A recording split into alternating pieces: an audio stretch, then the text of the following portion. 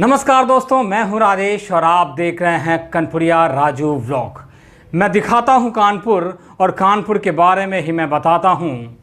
आज मैं काफ़ी लंबे अंतराल के बाद आपसे मिल रहा हूं। आज हम चर्चा करेंगे चाइना की ओवरहॉलिंग करेंगे और शॉर्टकट में चाइना के इतिहास को बताऊंगा मैं। दुनिया की सेकेंड लार्ज इकोनॉमी चाइना कैसे बना उसके बारे में भी बात करेंगे। तो चलिए शुरू करते हैं। 19वीं शताब्दी में चान फ्राई जो चाइना के शासक थे वो अमेरिकन साम्राज्यवाद से प्रेरित होकर चाइना को चला रहे थे। 1920 में चेन हुसू ने जो एक शिक्षक थे उन्होंने कम्युनिस्ट पार्टी ऑफ चाइना का नींव रखी। धीरे धीरे कम्युनिस्टों का वर्चस्व बढ़ने लगा। पार्टी से लोग काफ़ी संख्या में जुड़ने लगे। इधर माओ दियांग ने भी पार्टी को ज्वाइन कर लिया था।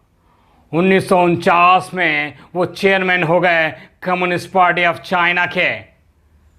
पार्टी को एक विस्तार दे दिया था माओ ने।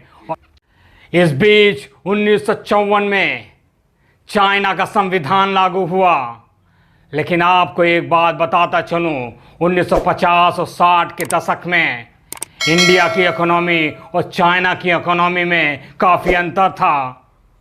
इंडिया की इकोनॉमी चाइना की इकोनॉमी से काफ़ी आगे थी। 1960 और 70 के दशक में चाइना जो है वो भुखमरी, बेकारी और पॉपुलेशन से जूझ रहा था।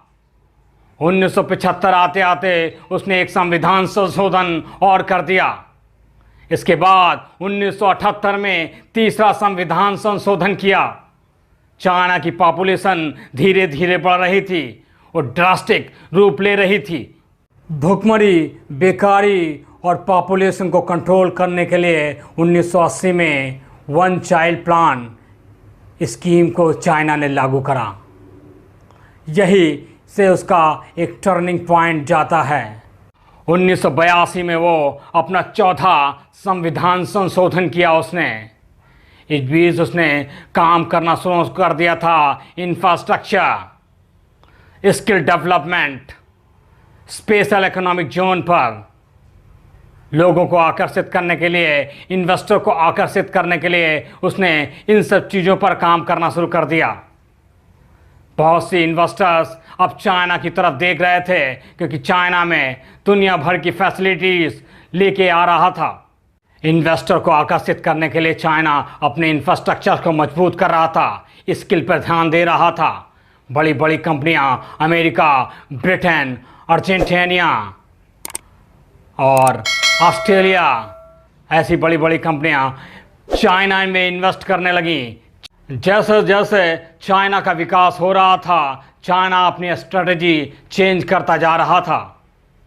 दुनिया की बड़ी बड़ी कंपनियां जो चाइना में इन्वेस्ट किया था और कंपनियां लगाई थी, चाइना उनकी टेक्नोलॉजी को कॉपी करके, उनकी सीक्रेट जानकारी निकालकर उन देशों को ब्लैकमेल करता है।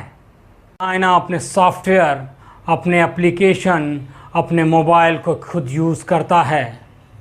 वो दूसरे के सॉफ्टवेयर या एप्लीकेशन को यूज़ नहीं करता। उसको लगता है कि अगर हम दूसरे के सॉफ्टवेयर या एप्लीकेशन या मोबाइल को यूज़ करेंगे तो हमारे सीक्रेट रिवील हो जाएंगे। दूसरी तरफ वो अपने मोबाइल, सॉफ्टवेयर और एप्लीकेशन को दुनिया के चारों ओर फैला देता है और दुनिया के कई देशों की सीक्रेट और सॉफ्टवेयर को चोरी करके वो कॉपी कर लेता है। दुनिया का 50% सेब का उत्पादन चाइना करता है। सीमेंट का उत्पादन 50% दुनिया का चाइना करता है।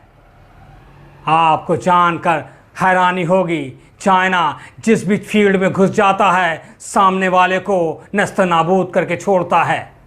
चाइना की ये टेक्नोलॉजी उसको आगे बढ़ाने के लिए काफ़ी है। दुनिया का 70% टॉय चाइना प्रोड्यूस करता है।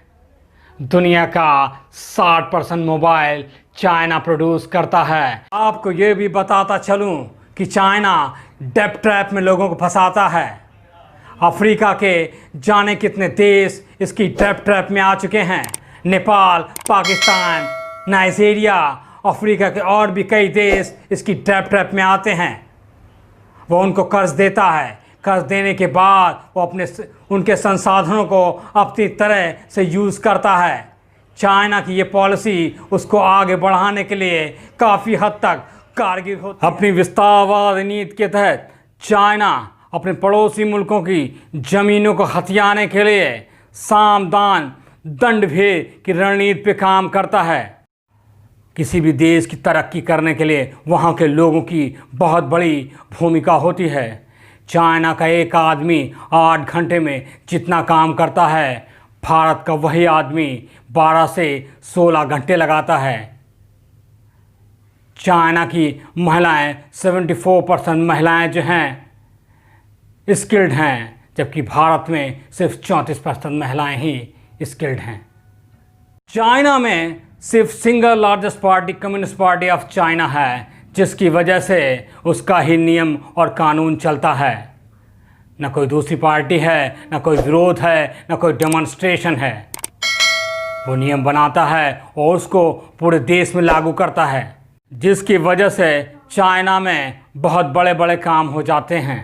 चाइना नंबर 1 की कुर्सी पाने के लिए दुनिया भर के प्रयोग और रिसर्च करता है, जिससे वो नेचर से भी खेलता है, जिसका एक उदाहरण है कोरोना।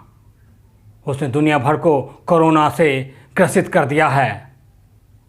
नंबर 1 की कुर्सी पाने के लिए वो किसी भी हद तक जाने के लिए तैयार रहता है। कार्लोस और लेनिन के सिद्धांतों पे कम्युनिस्ट पार्टी चलती है। कम्युनिस्ट पार्टी यानी साम्यवाद नौकरशाही पे बेस्ड है। इसके सिद्धांत नौकरशाही पे बेस्ड हैं। रूस का एक क्रांतिकारी लेनिन जो अपने सिद्धांतों को उसने पूरी दुनिया में फैलाया।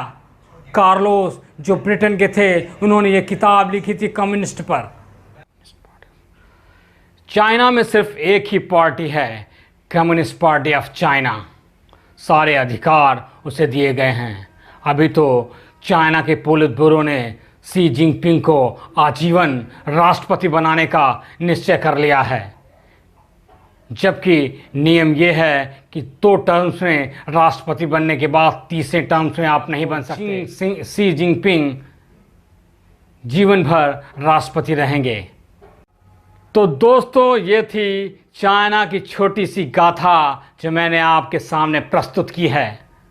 अगर आपको ये जानकारी अच्छी लगी हो तो हमारे कमेंट सेक्शन में कमेंट करें, सब्सक्राइब करें, क्योंकि हमारे पिटारे में बहुत कुछ ऐसा ही है जो आप देखना चाहते हैं। धन्यवाद दोस्तों। जय हिंद, जय भारत।